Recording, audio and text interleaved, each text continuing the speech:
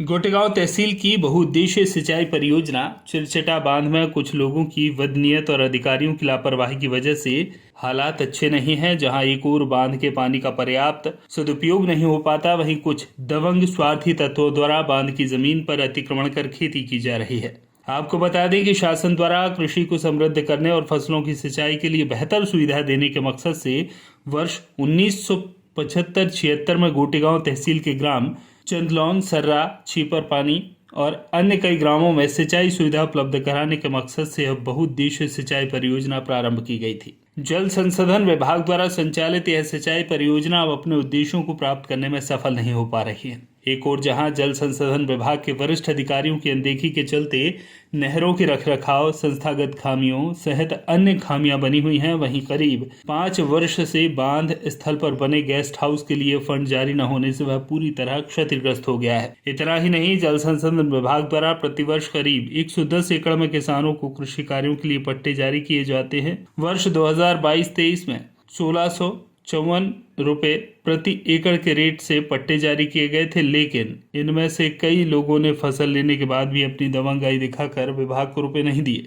बगासपुर स्थित जल संसाधन विभाग के कार्यालय में कभी कभार आने वाले प्रभारी एसडीओ बीडी मुड़िया की अनदेखी भी शायद बड़ी वजह बन रही है। और यदि हम बात करें तो जल भराव क्षेत्र के भीतर अतिक्रमण है, लोग फसल भी बो रहे हैं, सारी चीजें कर रहे हैं, तो इसके संबंध में आखिर आप लोगों की देखरेख का अभाव है? हम लोगों के पास क्या था कि जो भराव क्षेत्र उसमें कुछ लोगों को पट्टे जारी हो गए थे। जो लोगों ने वहाँ से आवेदन किया था कि वो हमें पट्टे चाहिए, दे दिया।